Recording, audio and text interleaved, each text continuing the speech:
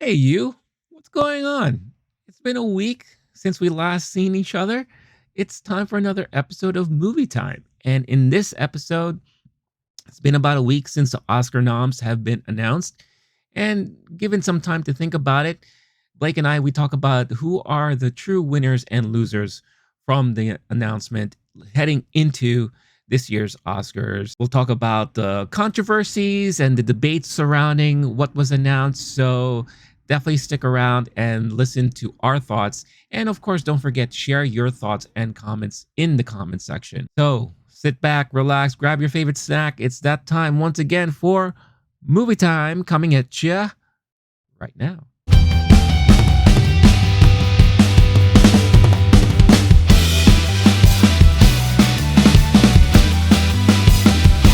Hey, what's up, everyone? It is time for another episode of Movie Time. You got myself, Renee, Loki Geek here, and my buddy, partner in crime, Blake, the Wolf. What's going on, my dude? Renee, I am the Paul Dano in The Fablemans to your Seth Rogen in The Fablemans. I'm just glad to be in the picture. Good, good to see you. Hi, Renee. Yeah, we're talking winners and losers today. I feel like a Yeah, winner just every time it's Oscar season. I love it. Are you ready to absolutely. talk about this? How you doing, man? Oh, I'm good. I'm good. Yeah, I'm definitely ready. In this crowd right here, in this collection, there's no losers here. We're all winners, and everyone watching, listening, you're all winners in our books as well.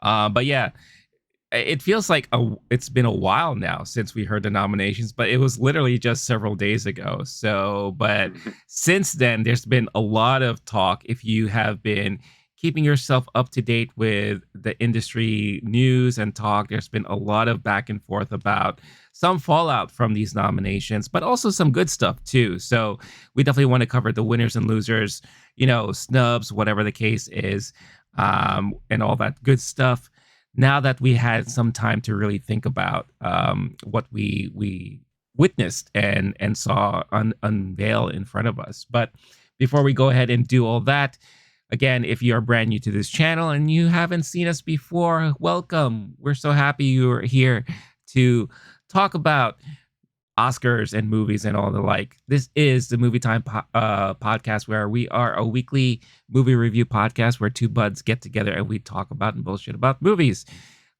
We release episodes every week. You can find it here on the Low Key Geek channel. And if you would like to see this and many other pieces of content just like this, don't forget, hit that like, subscribe to the channel if you haven't done so already, hit that notification bell so that you can get notified every time a new video is uploaded.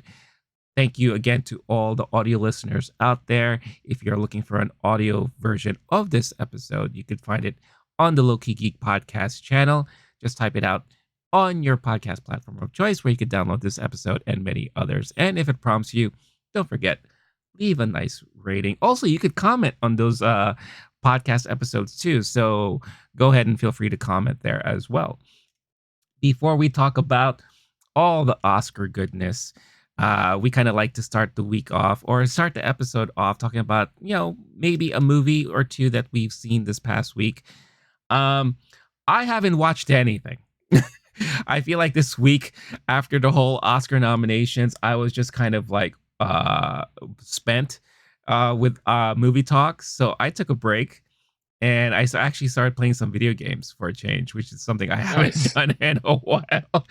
But I know, knowing myself, I'm gonna restart all again next week with some the catching up on some of the Oscar noms that I haven't seen yet, and catching out some of the more, I guess, lesser talked about movies that have come out recently. Like we had a movie come out on Netflix with Eddie Murphy, and then I do want to see Infinity Pool.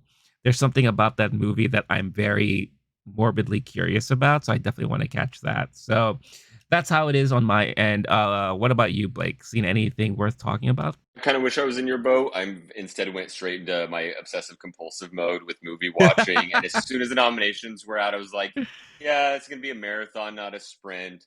And in Yeah. the last 3 days, I've watched 5 movies that I hadn't seen yet. The ones I hadn't Nice. gotten to, there was one of the live action short films, the Martha Mitchell Project on Netflix. An easy watch. Didn't love it. I don't know. I'm sure we'll get to the short films down the road, but Yeah. Fire of Love is a big favorite documentary, and Oh, Navalny. Those were two of the nice. documentaries I watched. Overall, we'll get to all this stuff later, but Sure. I actually had a great time with both of those. I saw Bardo, which is also on Netflix, the Iñárritu film. Had a better time than I thought. I think that was panned widely. I actually enjoyed it Yeah. as just like a little Oh, art okay. film. I loved Birdman. I know he's not everyone's cup Same. of tea. Yeah.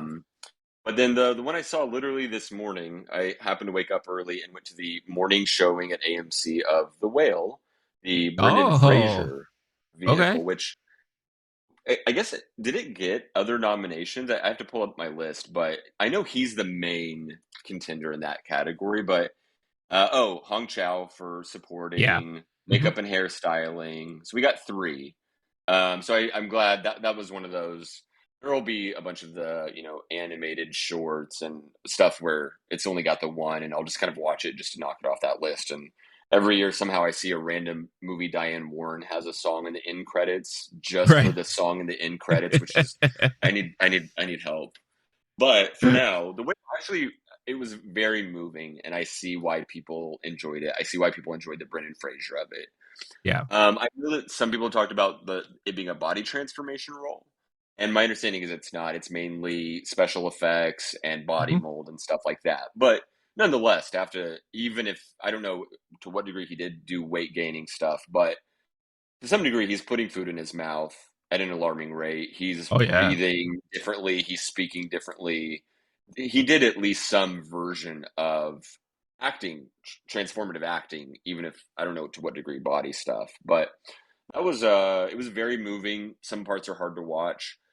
I actually like Hong Chow less as a nominee now, which Really? when we go through the list, someone was saying that The Menu did all of the work because that was one of the more popular and successful box office movies, but that The Whale has a big it's an A24 movie, which we'll talk more about their awesome Oscar morning, and they were doing a lot of the groundwork and campaigning for Hong Chow, whereas main people are really would be nominating The Menu if they had done the campaign stuff, but we don't see The Menu in these nominees. No. I don't think anywhere. Did it get No. a maybe a screen? Yeah. No, it Wow. didn't. I thought it Yeah. was going to get a screenplay.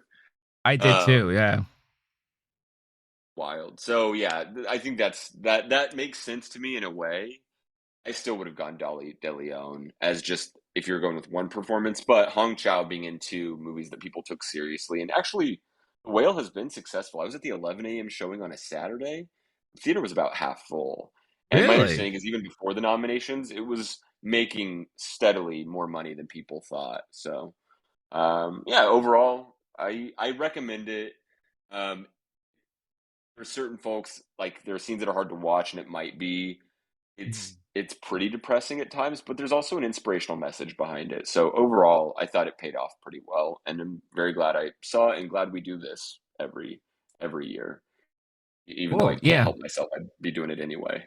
Yeah, no, I'm glad you finally had a chance to see it because, like, I saw it a while ago now, and we haven't had a chance to really talk about it. So, the one thing that I really liked about that movie, obviously, it's the performances. Brendan Fraser obviously gives such an emotional, really inspired and energetic performance for his character there, even though at many times it was so depressing, the stuff that he kind of admits and goes through and talks about, right? And kind of, we'll talk brief spoilers right now because I feel like it's good to talk about this because it really is impactful to the performances and all that.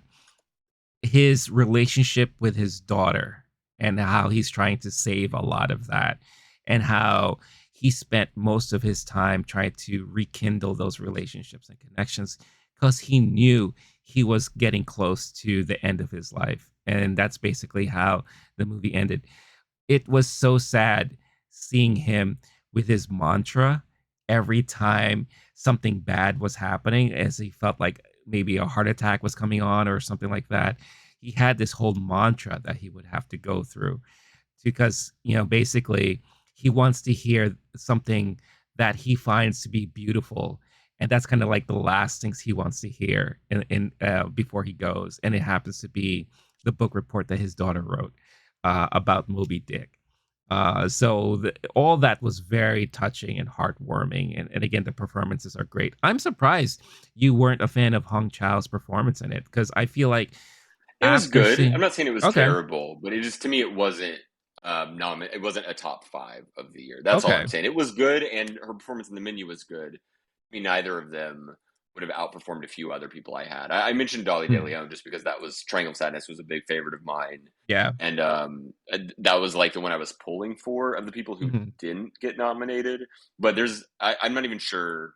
Maybe Hong Chao was a top 10 performance for me, something like that. So I'm not pissed about it. I wouldn't say it was Okay. like an offensive nomination, like way off, but I wouldn't have put it in my top five now that I've seen that movie. Oh, interesting. Okay. Yeah, I mean, I wouldn't put it past anyone to consider her in for her nomination because if you took the two movies and added them together, right? I think we talked about Sure. before in our the episode previous to our live stream of the Oscar nom reaction where it tends to happen all the time where if you have a year where someone does multiple things and they happen to all be good as like a combination or a conglomerate, then that person is going to be nominated, but for whatever the studio is pushing the most, right? But in the Academy's minds, they're taking all of those performances together and kind of combining it into one, right? And yet, Paul Dano, who killed it as the Riddler and was a big favorite for being nominated for supporting in the Fablemans. Okay, I'm getting ahead of myself. We're going to go through the winners and losers, Yeah. but Well, poor Paul Dano. I know, I know. Yeah, Should have been there. but to close out the whole whale conversation, another thing interesting about the movie is that it's what they call a chamber movie, right? Where it's basically just in one location the whole time. Oh yeah. I'm surprised like I didn't get tired of that because I think there was just a lot happening, but it also felt very much like a stage play, and I know this was based For off of a sure. stage play. So I would be curious to see how that really plays out on the stage, but it really did play out like one. So if you're someone who's not into stage plays and all that, then this is going to be a movie that might throw you off a little bit. Because other than that, and I still stand by this. If it wasn't for the performances, the movie itself is not that great. And I think it's really the performances that carry the movie altogether. But yeah, it is what it is. The whale is there, and it has been recognized, at least through the Oscar nominations for several of the categories there. But most importantly, I think, or hugely because of Brendan Fraser and his performance in that. Cool. So yeah, so that is the whale. I'm glad you saw it. Anything else you saw that you wanted to share really quick, or that's pretty much it? Those are the five that I've seen, but what we're still Nice. workshopping content right now. I'm thinking about calling The Whale my year of Moby Dicks, but we're not sure. That'll make sense if you've seen the movie and if you saw Riz Ahmed reading the nominations, Yeah. who nailed it with a straight face. Oh Saying yeah. that, taking a moment. Meanwhile, the audience is cracking up, and then the next Hmm. movie was something like "Is the World a Lie?" according to an ostrich or something like that. And dude is a great actor because he was just sitting there just eating whatever smile and laughter he had in it Yeah. while everyone's losing it, and then Allison Williams just goes, "No No comment." comment. Yeah. It was perfect. Yeah, I think this is the best chemistry we've seen in one of these Oh things yeah, that especially when you compare it to like previous years, especially when they did the whole Zoom thing and all that stuff. This is the best chemistry I think I've seen of these like kind of this kind of presentation. So it didn't make it so painful to watch this time, I felt. yeah. I would love to see Riz Ahmed everywhere. I know that like I don't think he would be great necessarily at the comedy portion of hosting, but No. if there's the more serious role or if he needs to like Hmm. introduce the show, like I remember after in the 2002 one, Tom Cruise comes out and gives a riveting speech about not letting the terrorists win and cinema and the power of it. So like I could see the dude doing that. He's very serious, and I've seen him like speak. I think he spoke before Parliament or some big government body in England. And dude is powerful with that. Yeah. And meanwhile, Allison Williams, whose dad was a news anchor, Brian Williams, is just like laughing, smiling, yeah. But that was they nailed it, and they didn't do too much of the stupid back and forth humor, and No. they both No nailed the shtick. pronunciations, which is I think yeah, no shtick. And the other hardest thing always is it's early, especially on the Zoom ones, and these like they got some folks who were quite ready for the moment, and then if you're doing that job, just practice every pronunciation until you Yeah. get it down, or else Yeah. the amount of times you hear them go, "Oh, sorry, I'm not sure if I'm saying this right," and it's so awkward. And this is supposed to be a Yeah. moment someone's celebrating, and you're Mhm. now butchering their name the first time a lot of people are hearing it, especially in some of the smaller categories. So Marnie was her character in Girls. Allison Williams and Riz Ahmed. I could see. I just if they want that role every year, I think it should be theirs to lose. That was Yeah. lovely. Yeah. No, yeah, like I said, the chemistry was kind of perfect. Like with Riz Ahmed being more of the straight guy and Allison Williams being the more like reactionary, kind of quirky person. Um, didn't make the presentation painful to watch. And it went by really quick, really quick. No shtick, no stupid bits or anything like that. I felt like the one thing that annoyed me the most, and I think this was last year, where they brought on some YouTuber who talks about movies to kind of like Oh help with the yeah, presentation. yeah, And I'm like, what are they doing here? Like, this is kind of painful. I felt like watching, like the little bits they have before the movie. Like if you get into the movie theater early, and like right. they're interviewing some Maria YouTuber. Menounos. That's it. Okay, Yeah, yeah, yeah, yeah, yeah. The newbie, they call it, or something like that.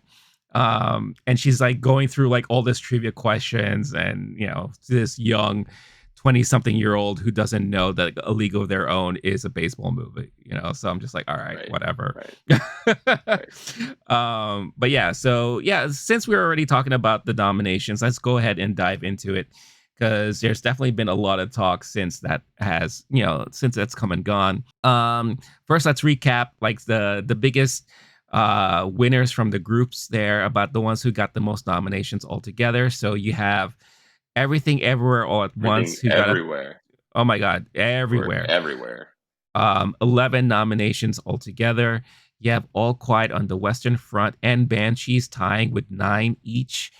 You have Elvis with 8, which I think surprised most people, because I don't think people were expecting Elvis to get this much love this year. You have The Fablemans with 7, and you have Top Gun Maverick with 6. So those are like really the top there. Just because of that, from that like quick blurb, was there anything that really stood out to you the most? As I mean, I think as we were watching and reacting, we were pretty much shocked how much love All Quiet was getting, because just Yeah, hearing that name kindly like announced was just something we were yeah. not expecting, for sure. I mean, first off, Googly Eye Gang, we've been here Yes. since before it even went wide. That was like our pet movie of the year. So I think I was listening to someone talk about it, and essentially, there are always things to mourn. There are always snubs. There are always groups of people who are just completely fucked by the Oscars. Yeah. And no exception this year. There are things to be angry about. This was one of those years where there was more to be happy about than normal.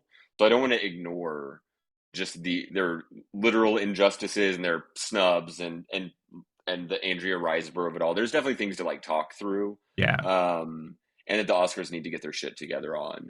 But while that is true, what is also true is I was pumping my fist more than I normally do, and Hmm. I'm also excited because we could have a conversation like Tar versus Everything Everywhere All at Once in lead actress.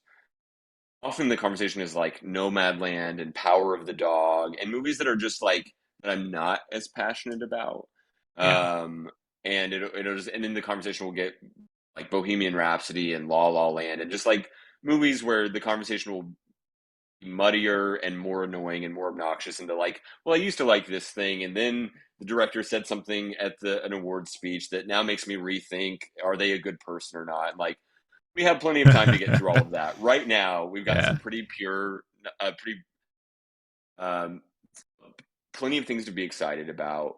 And there's some people that I'm properly rooting for who I feel pretty good about rooting for it. Apparently, the Mhm. Everything Everywhere cast has been like showing up for each other. They all have the best Yeah. attitudes I've seen of any group in a while, and that's been really fun to watch. Like Judd Hirsch being there, and he's been pretty humble and had some great anecdotes. And this dude's been around. He was in the show Taxi, like a show Yep. that my grandfather enjoyed, and I I watched the used to reruns watch of that show. growing up. Hell yeah. So like there are definitely some things to be excited about, which at the very least we can say we will have more fun conversations than we may have in the last couple few years, especially the sparse when there was a lot of streamers on there and Yeah. movies in major categories that nobody saw. Like there was a rough couple years there for the Oscars. Jimmy Kimmel this year, who's a host of hosts, like this guy I don't know. I'm not sure he's someone to get too excited about, but this might Mhm. be a return to form in a way for the Oscars. And we're going to talk through winners and losers, but one is there's a lot of movies that people have seen on this list, which Yes. was definitely not true 2 years ago. Yeah. So I'm excited overall compared to recent times.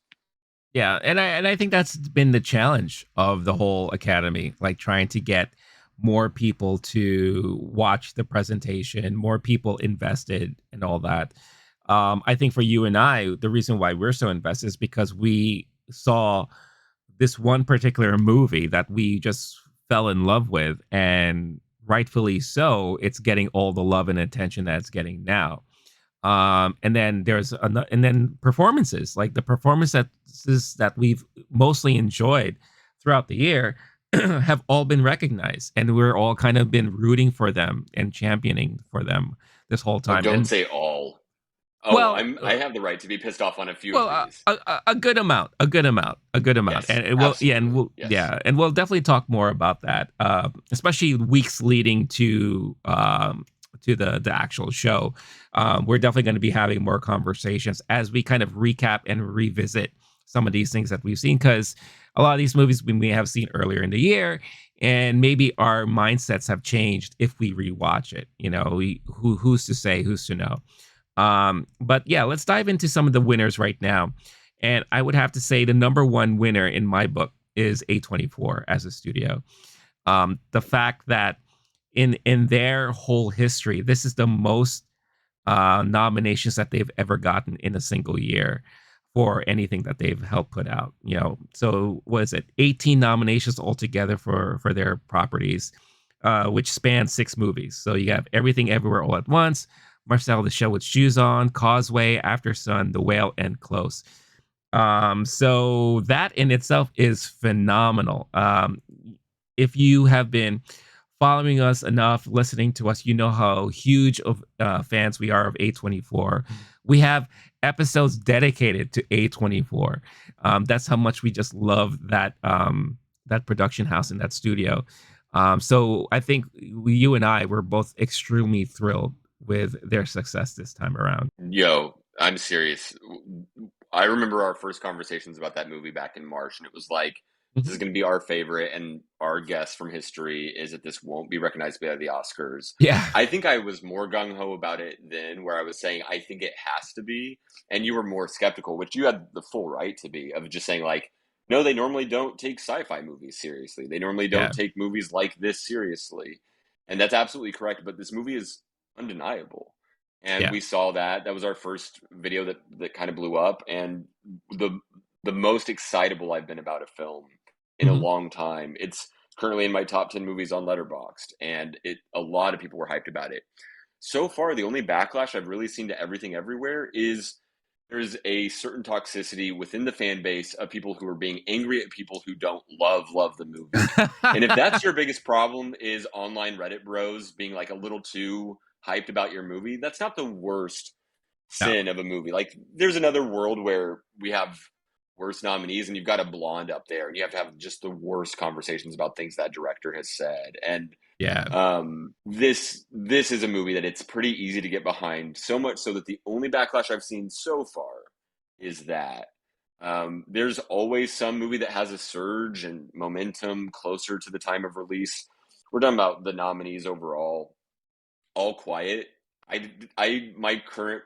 guess was that the surge and momentum it had wasn't going to come through with the Oscars, and it absolutely did. It's Yeah, really hard to predict things like momentum. Um, so I'm sure we'll see, like, what are we going to see? Maybe Fablemans or Triangle of Sadness or Top Gun. Like a movie like that could have February. Oh, I heard more people are voting for it than we thought, and maybe Everything yeah, Everywhere will end up without too many awards. But currently, if it won everything it was nominated for, it would be the winning most movie in Oscars history. If it loses two, it won't even be tied for it. But it's the fact that it's that even be nominated for so many awards is exciting for sure. yeah. No, definitely. And I think that's why you and I, we were like so stoked just hearing it constantly being mentioned, in all the different categories. So it's hard to say that Everything Ever All at Once is not a big winner from this thing, because they are, they're another huge winner for this year's Oscars. We already talked about All Quiet, definitely surprising a lot of people there. Banshees too. Banshees is a huge Yeah, huge winner. The fact that they got all the main actors nominated in all the acting categories. I think a lot of people were totally expecting Colin Farrell to be nominated, but to have was it Carrie Condon Carrie Kim. nominated, Yeah, for and supporting yeah, actress, two supporting actors, and then all the major categories. There's a yeah, few movies that check off the main boxes you would need to be a best picture. Like your odds of best picture go up when you're in cinematography, editing, hmm screenplay, however many acting ones you have. And that hasn't been the case as much in recent years, especially since the Oscars started doing preferential balloting for Best Picture, but not in the other categories. So, like, Parasite was a year where you had, I think, zero acting or one acting, and yet it wins. But historically, if you're going to be get a lot of number one votes, it really helps if you're in directing, which Everything Everywhere and Banshees is in. But um, All Quiet is not, or if yeah. you're in screenplay, which those are in, editing. There was some that overall there's a couple few movies who have a really good case for Best Picture on crossing off those boxes. No, Banshee's is definitely. definitely one of them. Yeah. So that definitely huge winner this time around, and I don't know if it surprises people, but I bet you it surprised a lot of the more general populace, who are probably not as familiar with that movie. I feel like you and I were not that surprised, um, maybe slightly, but we know how strong of that movie that was, and I know both you and I, we appreciated that movie and we really liked it. So Elvis is another huge winner here, because even though people were expecting to hear Elvis nominated in certain categories, I don't think people were expecting to hear them nominated as much as they got nominated for. So definitely a huge win for them. Brian Tyree Henry, I have to say, huge winner, because Big surprise too. Some people had him on their exactly. their predictions, but he wasn't a favorite or a No, lock by not any means. not at all. I'm happy to say I had him in my list as we were going through, for supporting actor there. It was more of, I again, the episode that we did is that if we were voting members of the Academy, who would we nominate for each category? And he was one of my picks. I wasn't expecting it to actually come into fruition.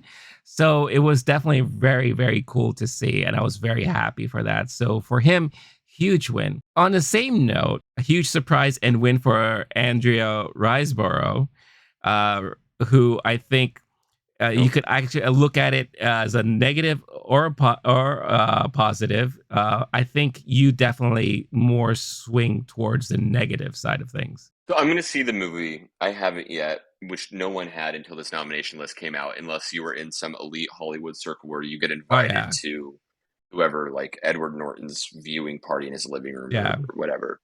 Some stat came out that was like you need around 200 first place votes to guarantee a nomination. And so the numbers aren't wild, especially when you're looking at the acting branch and these folks are connected and through CAA. And I don't mean to get conspiratorial, but like that is literally a group of people who work together closely. And if you get invited to, there's so many different celebrities who've been part of that group of people who are trying to make it happen. It was maybe a little too cynical before. There are Mhm. people who actually enjoy working with Andrea Riseborough and wanted to help pump up her movie. And so if Gwyneth Paltrow invites you over for a screening, you'd probably say yes, and then you go, "Oh, actually, that was really fun." And now that's a recency bias thing. And yet, I don't think Andrea Riseborough is a winner here. Like, yeah, you get to be nominated, and you get to be someone that people talk a lot of shit about. You get to show up and probably a little bit of side eye going on from potential Sure. nominees or friends of people who should have been nominated. You knocked off the fifth and sixth favorites for nominees were Viola Davis and Danielle Deadwyler. So congratulations, you took the spot of two black women who people aren't going to be loving that. That's not going to Yeah. gain you a lot of fans throughout the world. And she wins, sure. There's a chance that with whatever happened and the acting branch has so many votes of the Oscars body, Mhm. like let's not put that out of the world of possibility. This world is a political place and weird things happen all the time and people have won bigger offices for weirder reasons and just some popularity contest shit. Wouldn't be the biggest shock in the world. It would be an upset. My guess and expectation is she will lose and she will be more hated than before.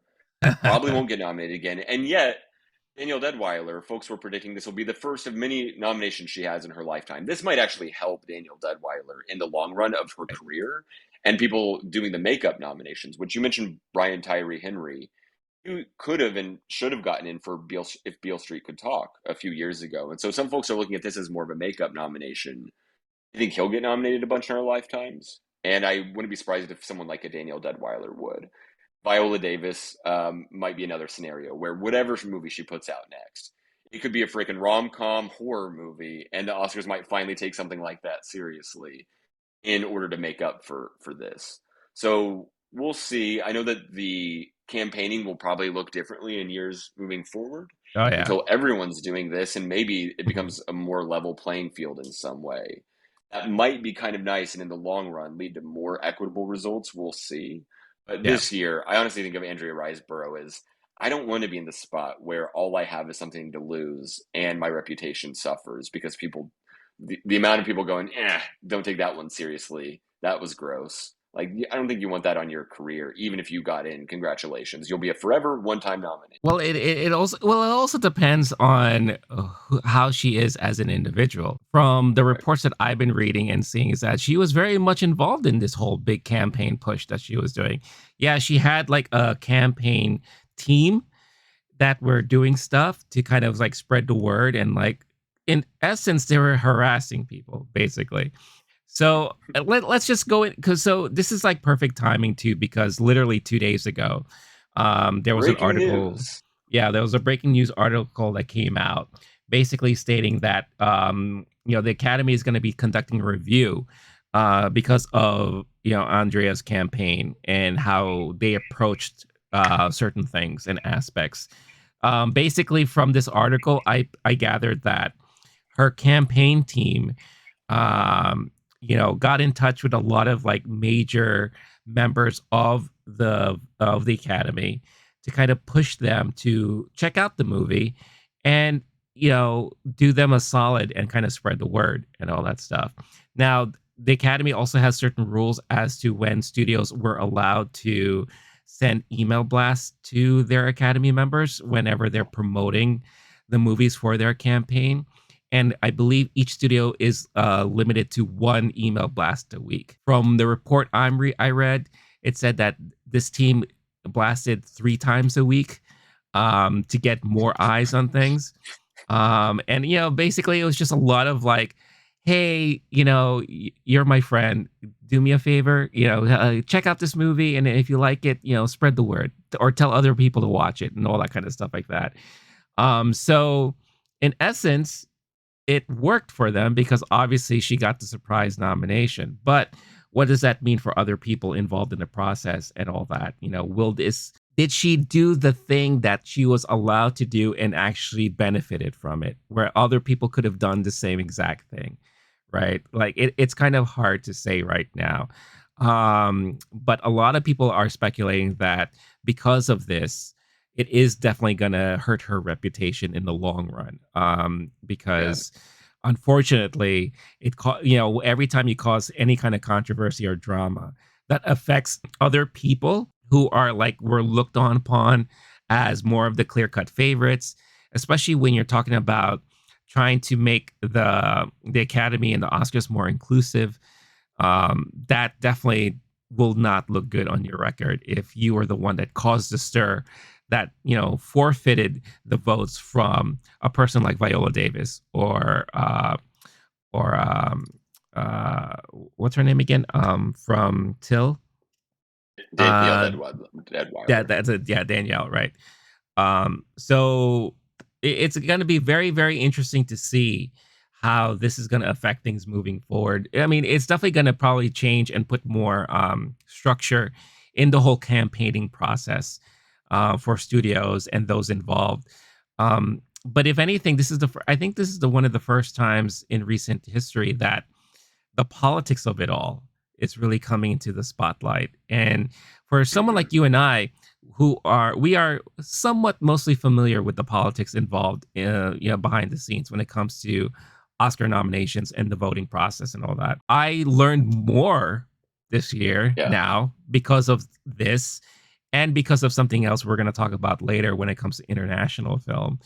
Hmm. It just opens my eyes into how political all of this is and how the structure for the whole process is pretty broken. And I feel like it leads to a lot of unfair voting, unfair potential.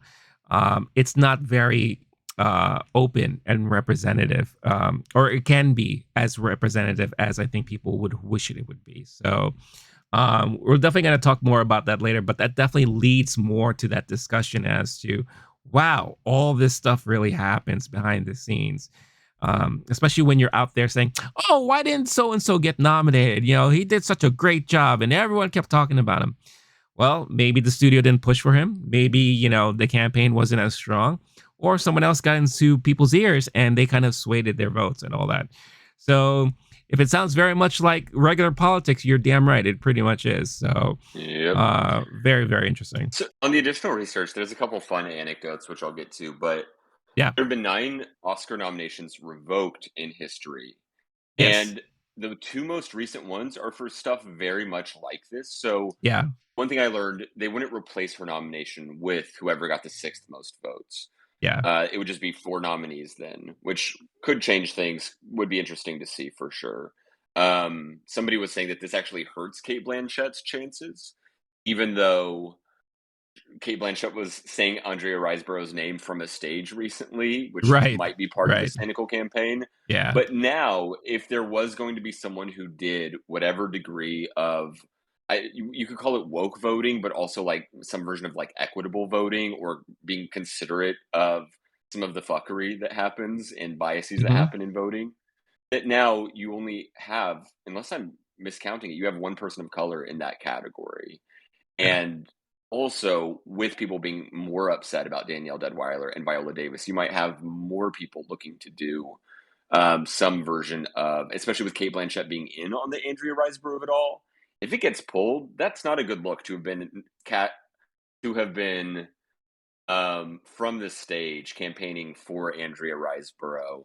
Especially the other thing was about the Instagram post from the Yeah. movie mentioning Kate Blanchett From by the name. studio. Yeah. From the Uh studio. huh. Yeah. Yeah, that's not great when they're campaigning for you. In a way, the version of the story is you're campaigning against them. But in the last, since 2013, the only 2 nominations have gotten revoked. And the only two times it's happened in history because of this kind of thing was Alone Yet Not Alone had someone who was part of the Academy's music branch doing some grassroots campaigning, emailing members that they should not have done that was outside the rules. And then in 2016, the movie 13 Hours had sound mixing nomination. And that movie, the person had done telephone lobbying, and that nomination was pulled. That's like As far as the old fun school ones, lobbying. right? Yeah, back when telephones were a good way to Right. communicate with people, back when people answered the phone call, but which may have been why someone complained, like, "I got a phone call." Yeah. It's like No, who's take that. bugging the hell out of me Yeah, right I now? need to Come report on. this. Spam, Um, spam. the funner ones, because there's been some weird ones where it turns out a movie was adapted or put in adapted, but it wasn't adapted, or vice versa. Sure. But in Like the very semantics. first Oscars, Charlie Chaplin was nominated for 4 awards, and because they were worried he would sweep, they just took his nomination out and gave him an honorary award for all four. And that's a fun one. But I get how it's not a good look if you just have one dude sweep your first award show and everyone just Yeah. leaves like fuck Charlie Chaplin and this award ceremony. My favorite though, going through these nine on the deep dive I did, can't help myself, was the movie High Society 1955 had Edward Burns and Elwood Ullman, two old school sounding names, nominated for Best Story. But they didn't write that movie. They wrote a 1955 movie of the same name the year prior. Oh And my. so they just gave these two dudes nominations for a movie that they did not write, and they took their names out of consideration, which would have been Jeez. hilarious if they were like, "Nope, we're not Yeah, doing right. that."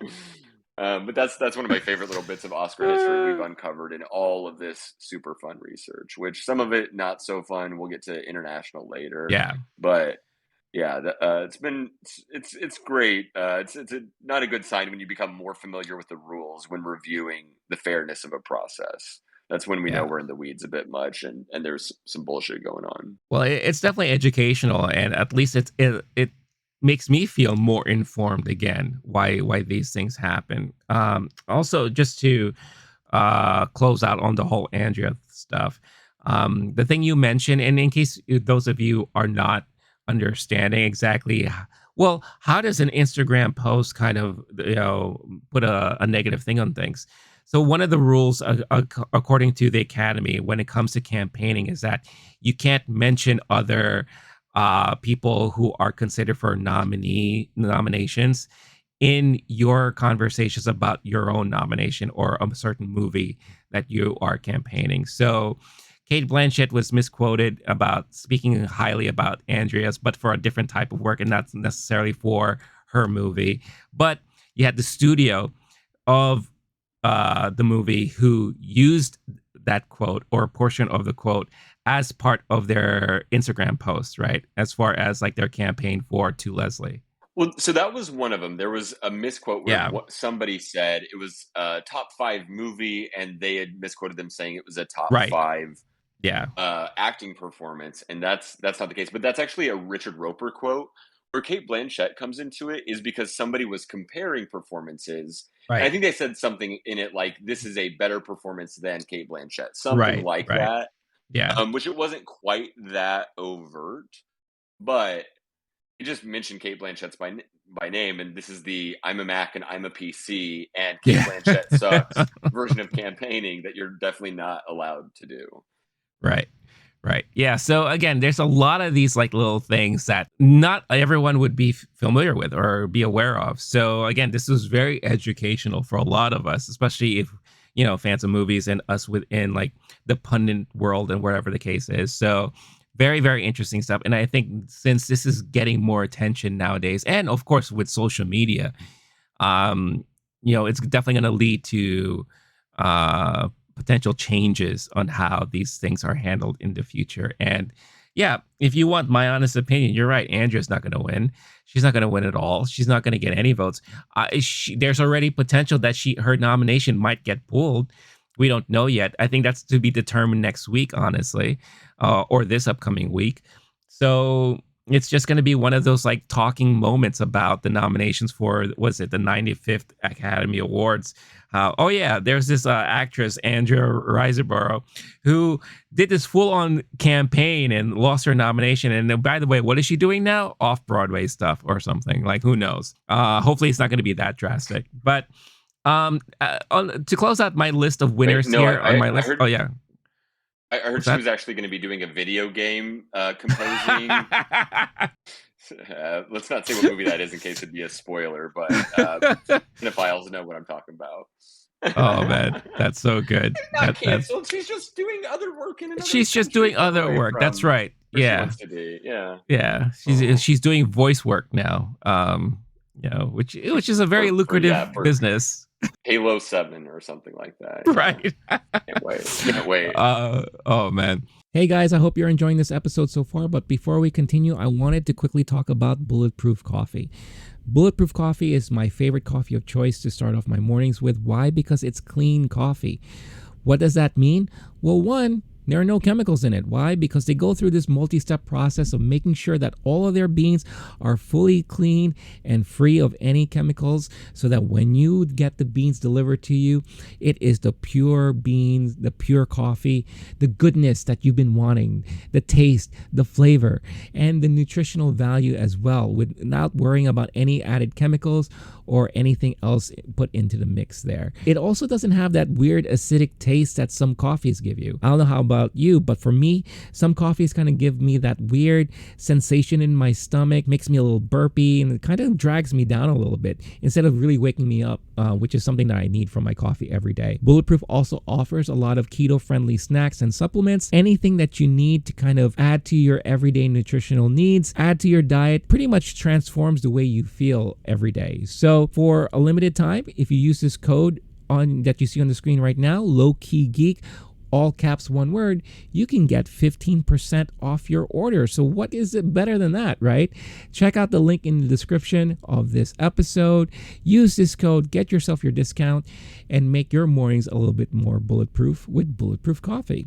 Now, back to the episode. But to close out, the last of the winners I have on my list here is Blockbusters.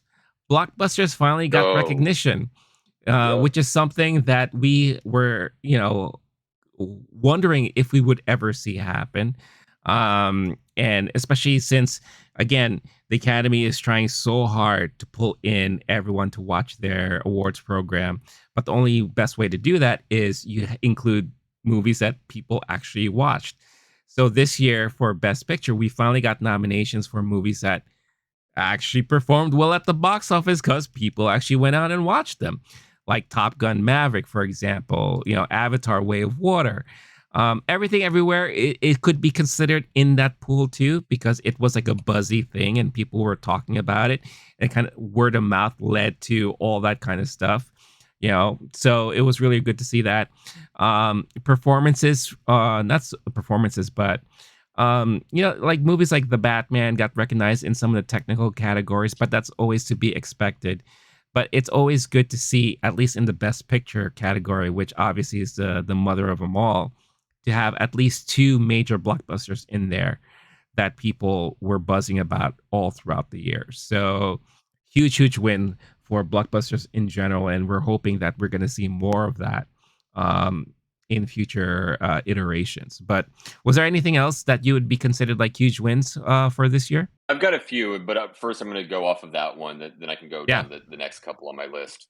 On the box office, budget movies like Elvis, Top Gun, Avatar: The Last Water Airbender, whatever that movie's called. Um, sorry to anime fans. That plus indie movies, in my opinion, also had a good year. I think what Yeah. didn't have a good year was the middle ground, which in recent years, those middle ground movies have had a better year. So like Till and Woman King are left off, and I'm going to get to that in a second. I we've got that's something that can't be talked about enough. But there are movies that made the Menu is another one. They made decent money at the box office, but they weren't box office smash hit record breakers like a Top Gun and an Avatar. Yeah. And they weren't indie movies like Tar didn't do all that well at the box office, and yet it gets a lot of love from critics. Or Mhm. Triangle of Sadness did some decent money out there, but it definitely isn't that what I would call that middle ground where it's like it appeals to a large group of people, and yet it's not a box office smash. It's Right. just a successful film. Whatever that version of movie is, where it's a well and artfully directed blockbuster style movie, those didn't do very well this year. But the more bottom end, the Triangle of Sadnesses and the Tars, and the top end, which we also have to include Everything Everywhere, which I don't know what it ends up at with the box office year end totals. I'm curious about, especially we'll see Avatar to the way of whatever end up somewhere like we won't know its total of movies released last year, even though we're now in the new year for a minute. But I'm curious. Either way, that's going to be number one, right? Top Gun number two, but everything everywhere has got to be up there. We'll talk about losers and horror movies and genre movies, which are going to be up there as well in that category of box office Yeah. success. But Mhm. that's been really nice to see. And I think including on that topic of indie movies and box office movies, the fans of movies will enjoy a lot of movies nominated here, especially in Everything Everywhere. And the more Yeah. populist crowd will be pretty pleased by at least seeing an Avatar 2 and a Top Gun in there. Wakanda Forever was undernominated. In my opinion, The Batman was undernominated. It could have gotten more. I remember after we saw that, we were thinking it could have a bunch of nominations, and instead it Sure. mainly has just below the line stuff and not even as many as I thought it might. I think I don't know where Woman King ended up on the box office in that world, but I do know the overall for movies, both of those groups of people, the ones who want to see more Marvel movies up here. And also, like Angela Bassett's a favorite for supporting actress, first Marvel nominee for an acting performance Yep. ever, Mhm. which is pretty wild. So that's like could be a good year for that contingency, even though you don't have a Marvel movie up there, and they released 3 movies last year. Is it um, between Wakanda Forever, Thor, and Doctor Strange? But the yeah, those that's what I'm thinking on the category of like overall what kind of movies are there. Yeah. Just to recap the box office. So Everything Everywhere All at Once domestically made $70 million, and then worldwide total combined 104 million. So for an independent movie, that I'm sure the budget was very small on that film. I think they did a phenomenal job. And again, given that it's such a great movie, the word of mouth really helped a lot with a film like that.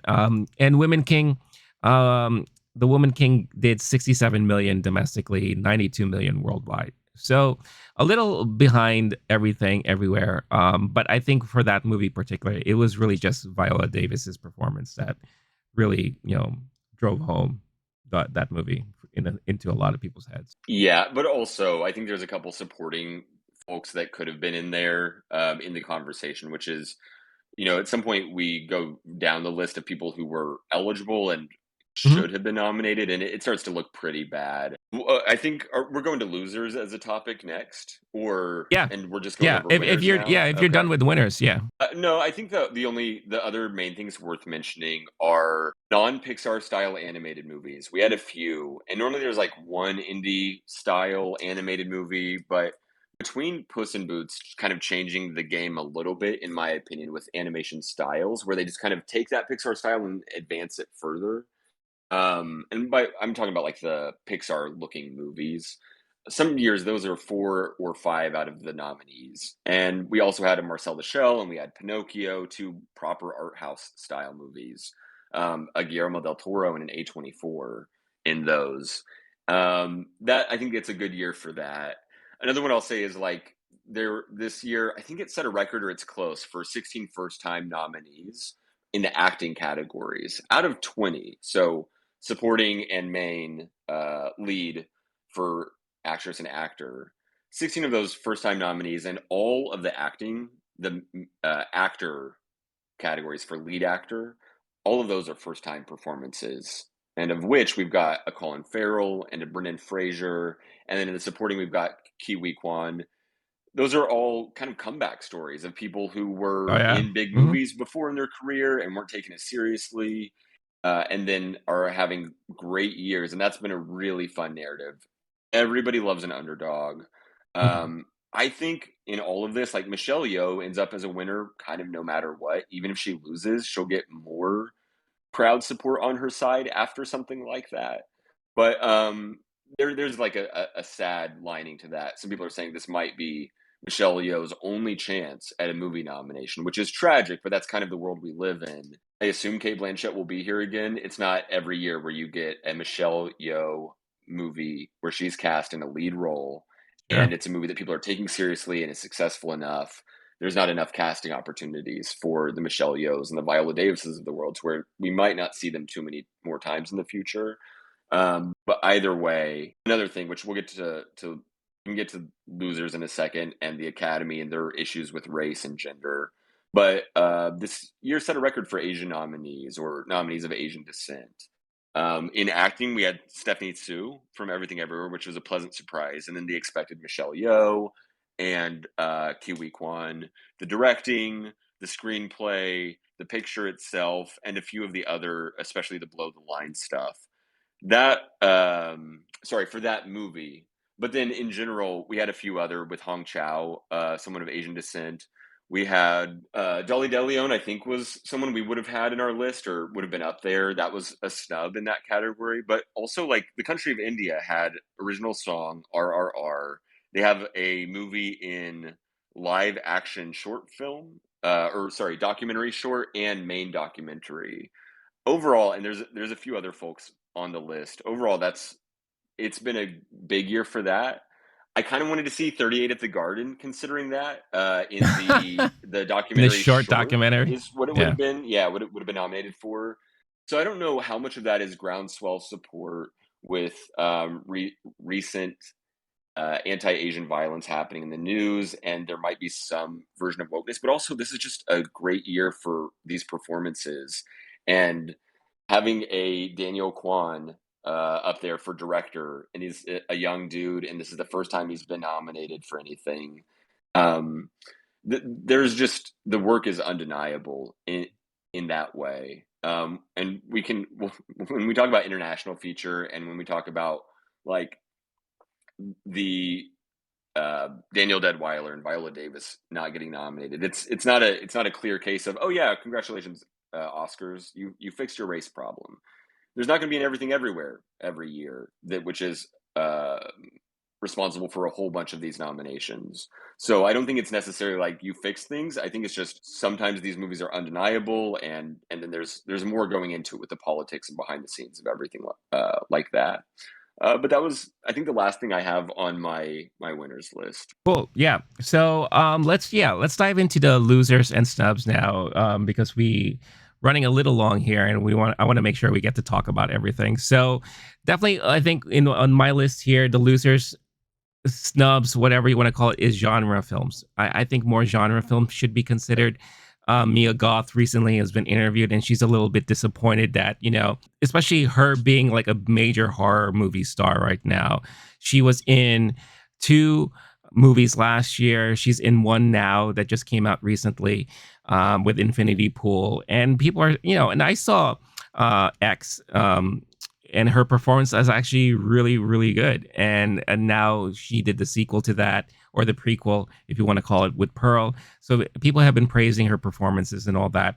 But we've talked about that in the past, where people who are in comedies or whatever the case is, they don't get as considered, outside of like the more drama filled movies. So I think genre films are once again lost out a little bit this year. And obviously there are people who you mentioned that weren't nominated that should have been considered more so. You had Daniel Deadweiler for Till, Viola Davis for Woman King, Dolly De Leon, in my opinion, should have been at least considered.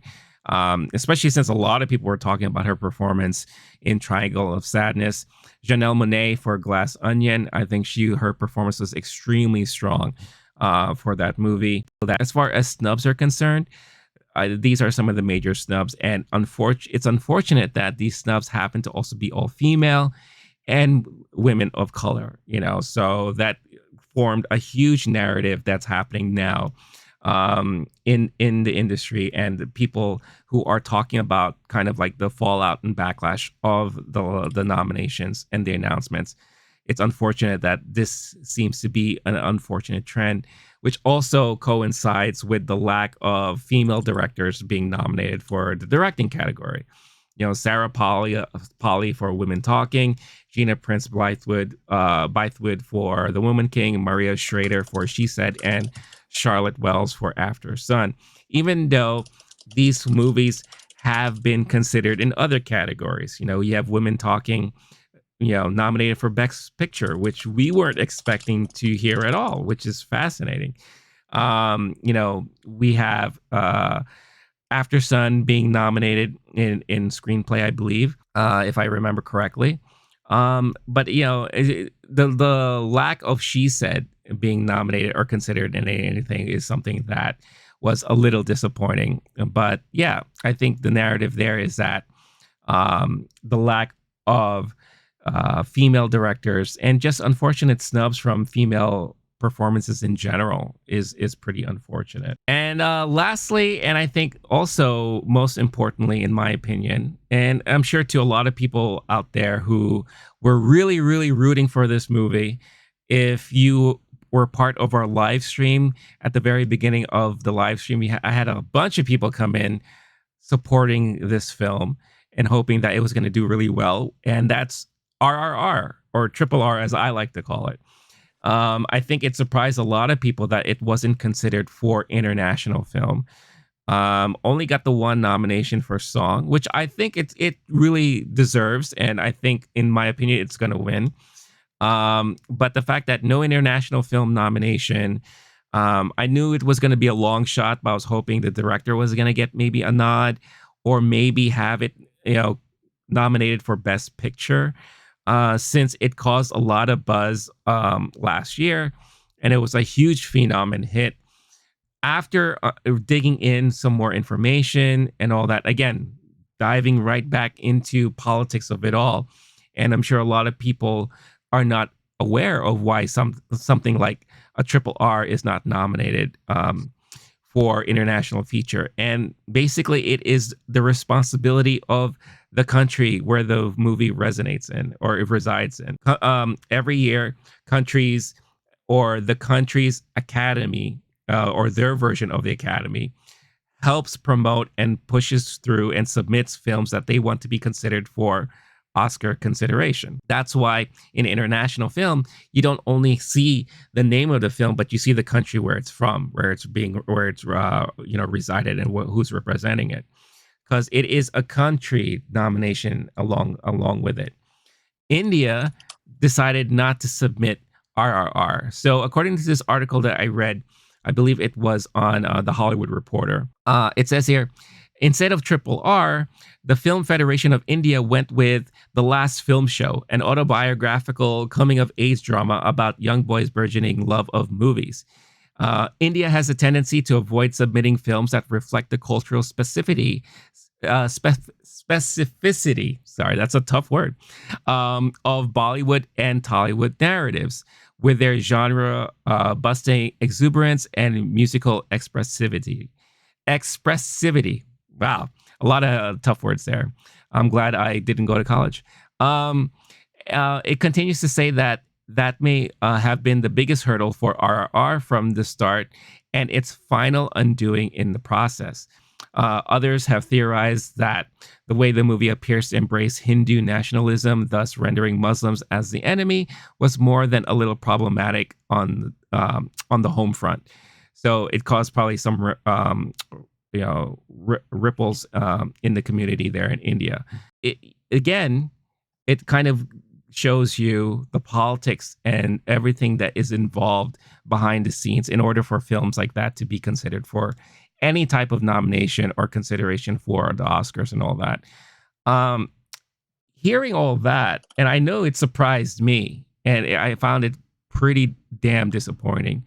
How did you react learning and understanding all about that stuff when it comes to RRR? So this has been some bullshit on the Academy's part. And what I don't understand, sure, you've done it this way before. Why would you keep doing it this way? There's a voting body in different countries, and there's an organization, and the actual rule for who gets to choose from each country is particular. But essentially, there's some organization in another country that gets to choose only one movie from that country. It says selection of that film shall be made by one approved organization. So who's choosing that approved organization? Is that approved organization under any undue governmental influence, which wouldn't surprise me with some countries? Right. Why would you only allow one movie from a certain country any given year to be selected? Right. In any category? Like, imagine if they said you only get one supporting actress performance from a certain movie, and then that director gets to pick. And it's just there's so many things in that allow for issues. Just like so many other categories they have, allow a certain group of people to put out a short list if you want, or let everyone vote on it and create a short list out of that. Mhm. Part of the reason why it's a problem is politically there are movies that the Academy would love to honor that now cannot be honored because there might be a movie from Iran that the whatever organization isn't going to put forth Yeah. because the director of two of the biggest Iranian movies of the last year. One of them is a director who's having to make, who's uh, been jailed, and I think there's versions where it's either blacklisted or is literally has had to flee Iran, is not allowed to be there. And then his son did the next biggest Iranian movie of this last year. It's going to be very difficult for an approved big organization to put forth a movie like that. Now, we have had Iranian movies in recent years, but there might be another time where an organization doesn't want to put out an LGBTQ movie because Right. of their government's stance on those issues. There's some amazing movies that get looked over. And then another problem we have on top of that is RRR was a favorite for original song. A lot of people don't watch the movies that are just nominated for original song and not for other categories. So now you have people who aren't seeing the movie, and if they did, because it was in the international features category, or at least a contender for it at all, then they could have said, oh, that actually deserves a screenplay, a director, a best Mhm. picture. There are plenty of awards that are maybe should have and definitely could have been nominated for. And yet because it's not even allowed to be in that list of nominations, now some folks aren't going to see it, and now they're definitely not going to put it on their list for nominees for other Right. categories, and that sucks. So there are plenty of issues with this. There are things that the Academy needs to fix and should be working on or is working on. This is one that needs to be Mhm. fixed yesterday. This does not make sense for how you do any category of any nomination when you want to choose the five best movies of that category. No, I agree. And to go along with what you said, like for for RRR to be nominated for best song, if I heard something was nominated for best song, I'll just go to Spotify and listen to the song. I'm not gonna go Yep. Oh, watch I'm aware of the sit yeah, nominee. I don't need that's to it. watch the. I do the whole Yeah. Diane Warren movie. I did that last year. I might do that this year. No. But yeah, no, of course, Yeah. that's how that category works. It's one of the only categories you don't actually have to look at anything. You put it No. on in the car ride, and now I've checked that one off my box of things I've Yeah. seen. No, especially like for example, like Lady Gaga. Like her song is not even heard until the end credits of the movie. It's like, so why even watch and sit through the whole movie if her song doesn't show up at least? This song for RRR is a part in the movie, and it's actually a big part, like right in the middle. It's a nice break in between things. And it's again, it's just one of those fun experiences watching the whole performance. So you have to go watch the movie to really understand why that song was nominated. But a lot of people won't. They're just going to say, "Oh, what's that song? Natu Natu on Spotify? Let me listen to it." I'm like, "Oh, it's all right. It's kind of chippy. I like it." But then that doesn't mean people are going to go watch the movie about it, right? For the record, those people pronounce it Natu Natu. I'm sure of it. Oh, right. Second of Exactly. all, Yes. I'd said I'd only seen five nominated movies since Tuesday. I forgot. I'd already seen RRR, so it wasn't on my new movies list. I went and saw it in theaters on Wednesday. Oh, Let me yeah. tell Nice. you, the entire audience gave an ovation during Natsu Well Natsu. deserved. At the Well end of it, deserved. during it, and all throughout. When we reviewed that movie some months ago, we talked about how great it would be to see it in theaters. Oh, I yeah. definitely get why that movie's like no one should be surprised when they were doing screenings ahead of the Oscars, but it also makes me more annoyed now after having seen it and Hmm. with a fresh lens after having seen a bunch of other stuff going it should have been more represented in this year's Yeah. race. So yeah, while I was mentioning earlier that India had a good year for nominees, that is one where you could have had double the amount of nominations for folks or movies from that country, like Yeah. and well deserving too, not just some inclusion stuff, but literally that international thing to me is the most obvious. There are other things that Oscars need to prioritize maybe more, but on Hmm. things that will help, uh, and especially as they make the voting body more international, that's something that they could very easily do today is unbreak Yeah. that category, and it will help open up the field for other categories for other movies. Oh, for sure. soapbox over. I got a few more Yeah. soapboxes to get to, so let me end that one. Oh, we're gonna get there. We're gonna get there. Yeah, but to close out on the whole our conversation, um, it's we were mentioning before how the Oscars are they're really trying to do a better job at bring in more viewership, including more film that people have actually watched and want to like support and all that.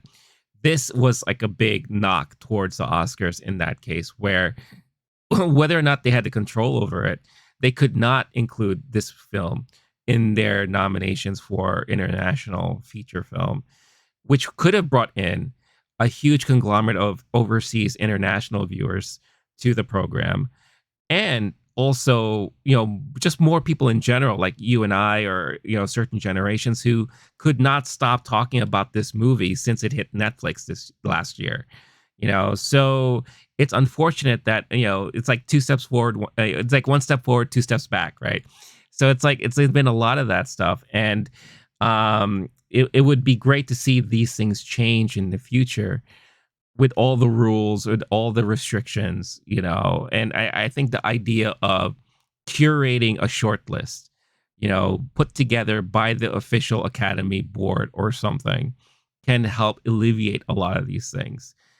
Instead of like really relying so heavily on the campaigning and the submissions, leaving it to the countries for their submissions and all that. Now, I understand how certain things could go wrong in that aspect too, where maybe a film's included that the country does not support because the views are so radical or whatever the case is. But how do you draw that line?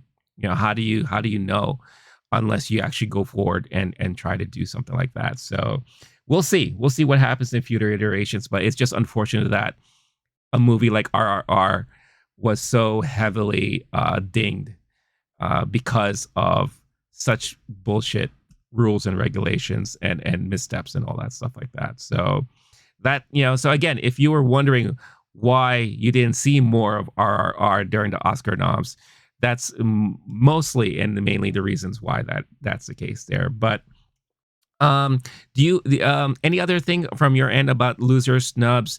I know in our own personal conversations we were talking about, it's unfortunate about the whole lack of female of color, or just people in color in general representation, and how maybe the move or the initial stages to change up the academy, the voting bodies, the members, may have hurt that, because we're seeing that a lot of these members are more international people.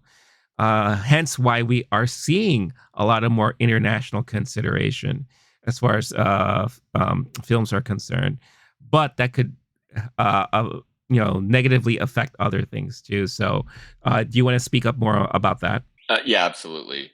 Yeah. I've got a fun one on my list of losers we can get to Sure. afterward, if we need a palate cleanser. But first, just to keep going on that, Yeah. there shouldn't be any surprise that. So it's hard to be shocked, but when you have so many Black people, and especially Black women, who are snubbed pretty harshly this year, Yeah. like misogynoir is a real thing. It would be hard for anyone to make a case that like Black people aren't the most oppressed group worldwide, and Black women specifically are the most neglected group. And so, what that leaves us with, as the Academy tries to make things better, they have some inclusion rules that are taking effect. But there was someone who went through the last 32, 33 years of nominees, and those new inclusion rules wouldn't have left out any Best Picture contender. That it is basically like just a bare minimum that doesn't really help things in a practical way. I think part of what we're seeing, and I have enjoyed as we see the Oscars voting body become more international, some of the movies that we get. And we do get a more diverse selection of nominees than we were getting before. And historically, it was more of a group of old white men, and now it is less so, although some of the issues still prevail. And one of those issues, which I don't know, I wasn't there for any behind the scenes conversations, but I have a feeling they said, hey, we need to make more nominees. We need a more diverse voting body so we can get more diverse nominations. And yet they maybe didn't factor in that when you go to a more international voting body, it doesn't help with certain groups of people. And so, yes, you do get some amazing movies that are more recognized and a more diverse list of nominees. But that doesn't help when you have people who were snubbed this year. We mentioned Viola Davis and Danielle Deadwyler, and those are names are on the tip of everyone's tongue. We're talking about Keke Palmer. We're talking about Yeah. Gina Prince Bythewood, director of Woman King. We're talking about Chinonye Chukwu, director of Till. We're talking about Janelle Monáe, Keke Palmer. These, to me, are people who are very clearly left off of the list, and it's just not an accident. And then at the same time, when you have Elvis getting so many, sorry, I'm angry right now. When you have Elvis getting so many goddamn nominations, where a key scene of that movie is B.B. King telling Elvis, "Hey, you should steal our music. We would like for you to do that." There's something happening here, and it's not just a coincidence. Where every year it's just like, oh yeah, there just weren't enough people on the list of possible nominees. Like, these aren't people who could have been nominated. These are people who should have been nominated. And you have a twofold issue. Yes, there aren't enough movies where certain people are given more money to do better work and given casting opportunities. While that's true, and the Academy can say, oh, there weren't the performances that we could have nominated. Well, that's a fucking lie this year. And that is not true. There are performances from that list that should have been nominated. And we can't just keep saying, like, oh, it's just a coincidence and they fixed the problem. They did better. They didn't. It's not enough. Keep trying. So that's my rant right there. If they thought they fixed the issue, they didn't. They need to do more work today, yesterday, tomorrow. And now for a funnier one. Steven Spielberg's dad, the loser of the year. Not only was Paul Dano snubbed, but also the man did not end up with the wife, and instead a dude who looks like Seth Rogen apparently did. So that's what I'll say to help me get rid of the my blood is boiling right now. That's the end of my losers list. No, but I mean, well said. On all of that, and it is an issue, and it is an unfortunate issue. And I honestly don't know how soon all of that will be fixed and corrected.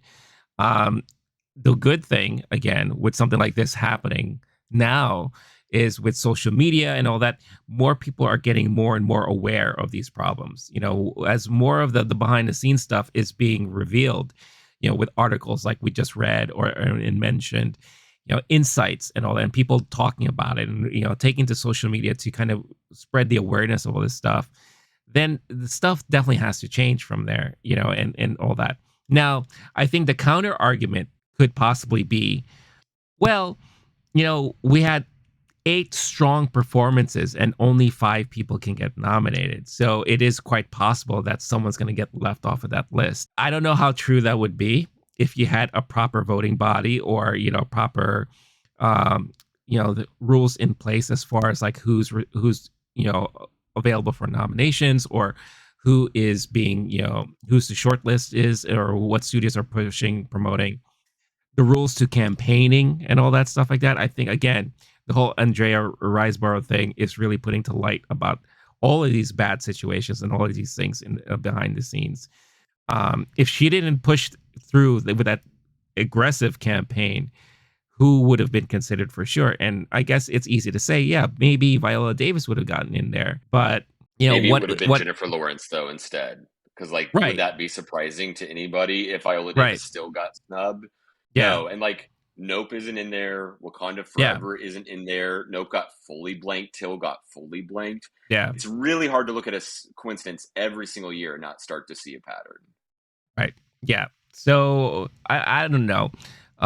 For a business that we admire because we just love the art of film, to be represented every year by this Academy, it's getting better, but it definitely needs more improvements, and it definitely needs more changes and a better look into their practices and what they do behind the scenes and all that, So I guess we'll close things off with a quick, real, talk about what would you do to fix the Oscars, and how would you fix these situations? Because I feel like these are the conversations you and I have always had in the past.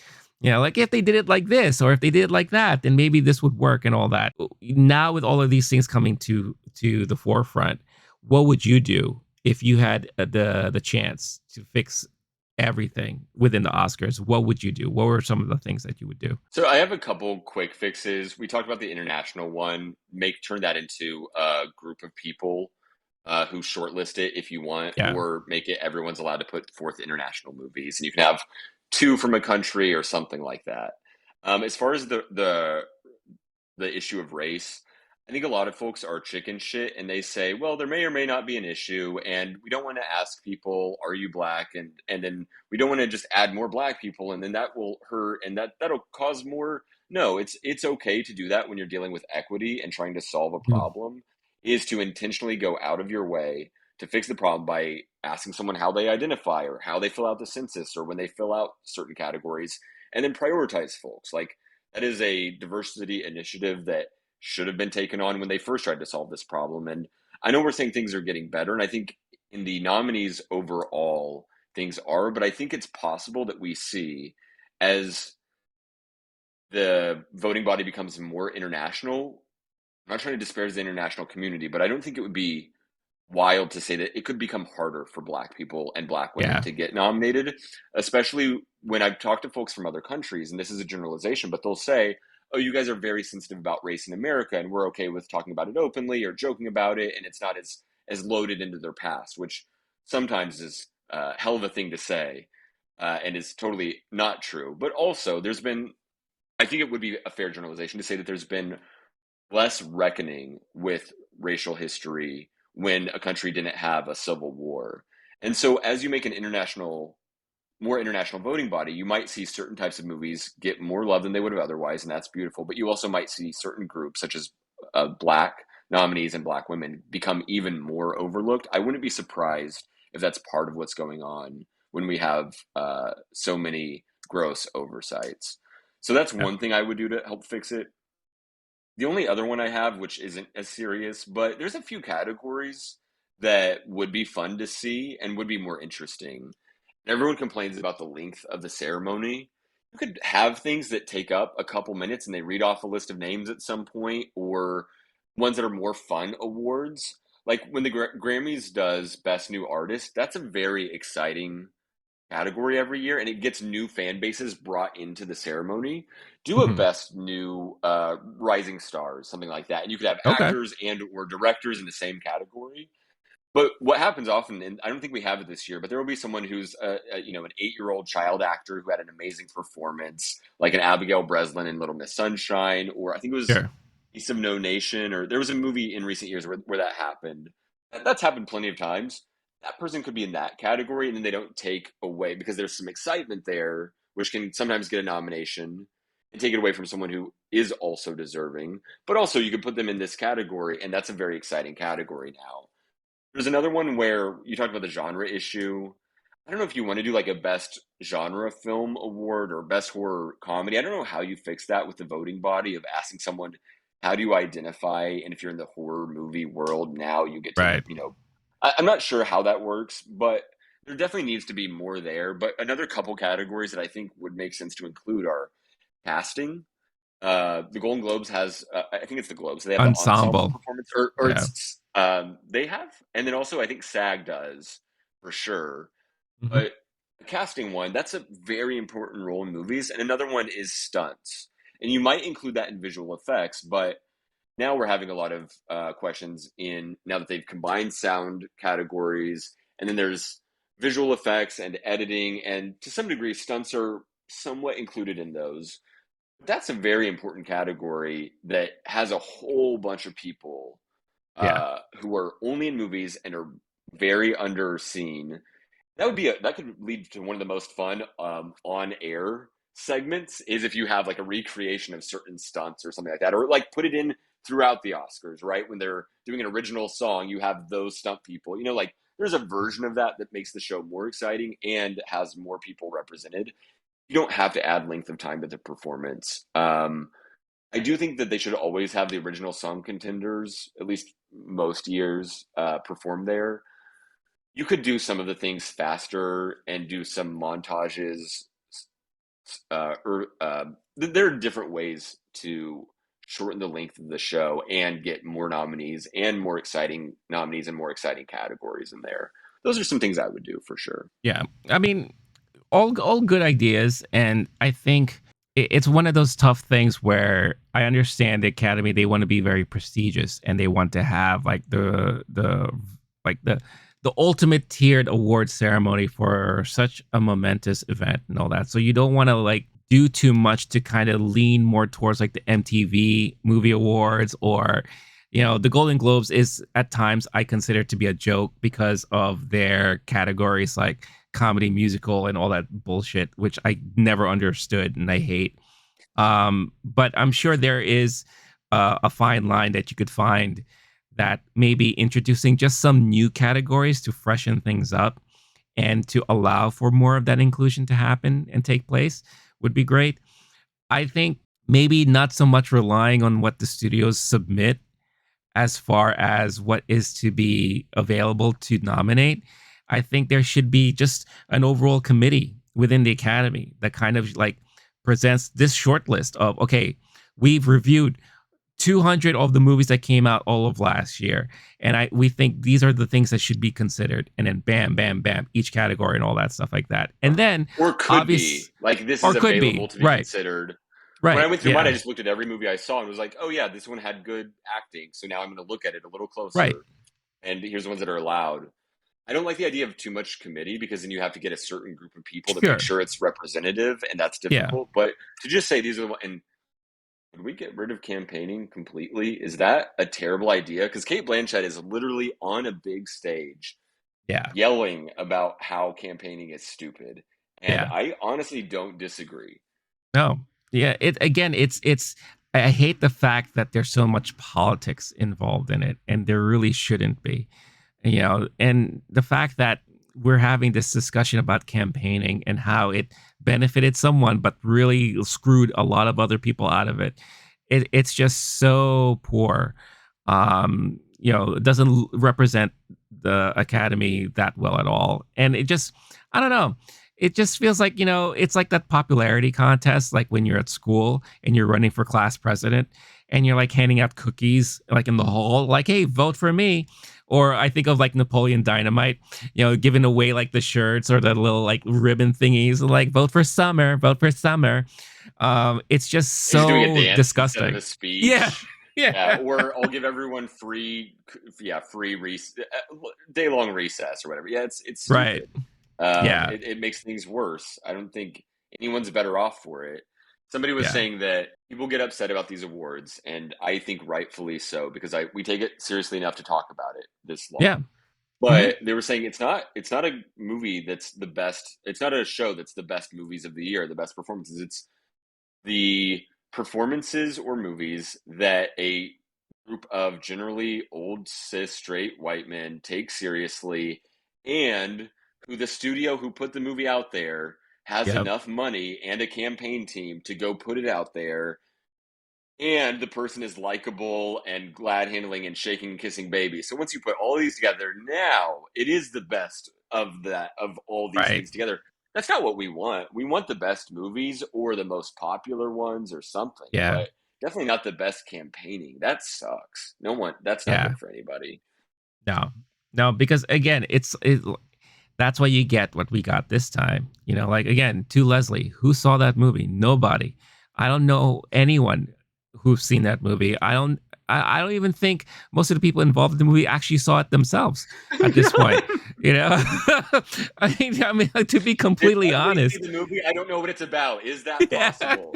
Is Leslie a real person? I don't know. Right.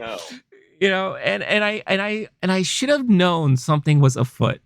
Because like one of the YouTube channels that I watch, it's another guy that talks about movies every week. He had her on to interview her, but he's never had. Right?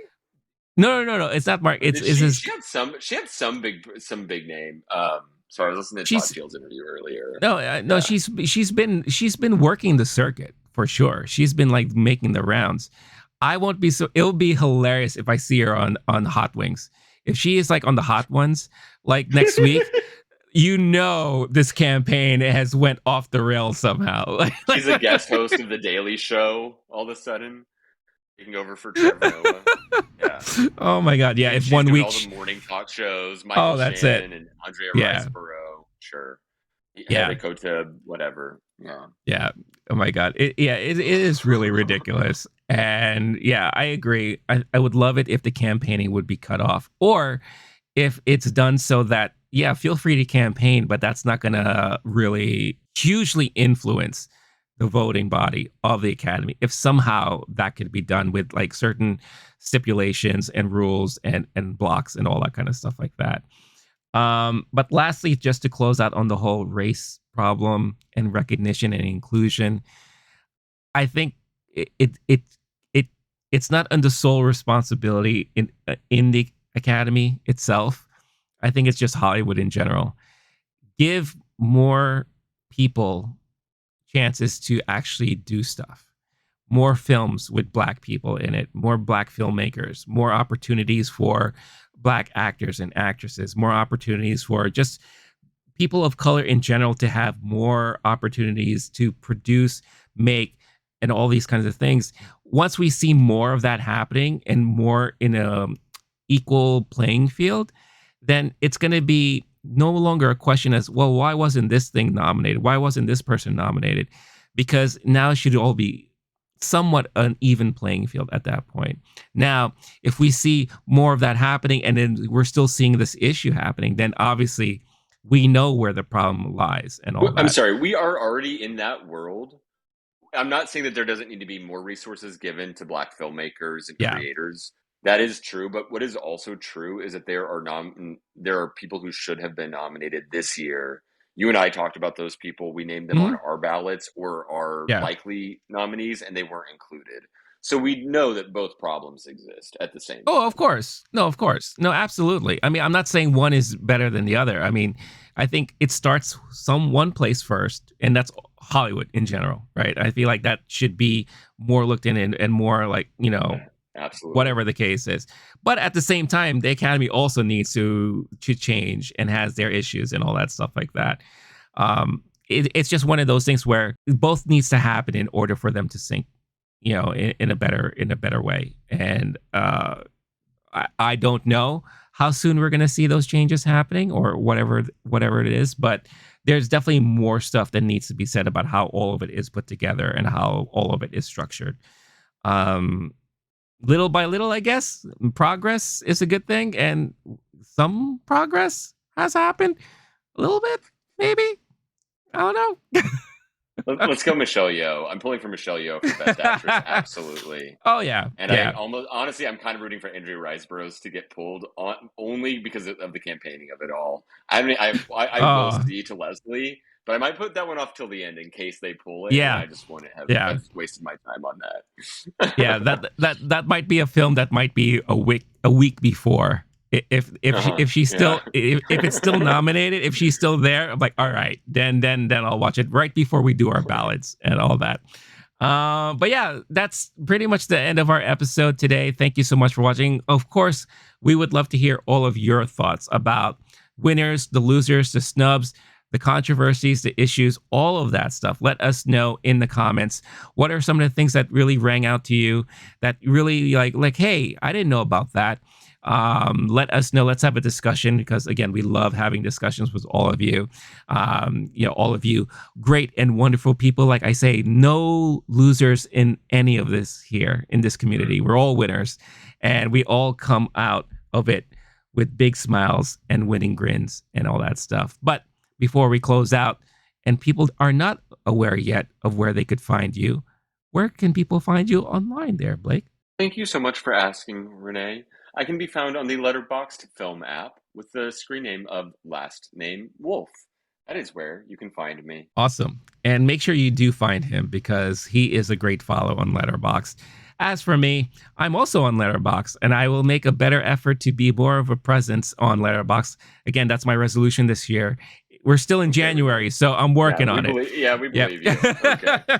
But at the same time, I haven't seen many movies yet, so February is going to change for sure. We have some good stuff coming out, but find me there. But most importantly, Twitter, Instagram, Facebook, here on YouTube, Low Key Geek. If you haven't done so yet, hit that like, subscribe to the channel if you haven't done so already. It helps support the community and the channel. And plus, it doesn't cost you a thing, only takes a couple of seconds.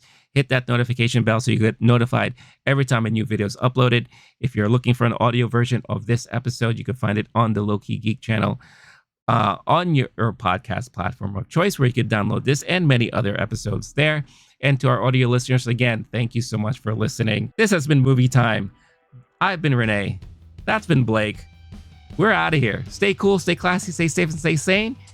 Catch you next time.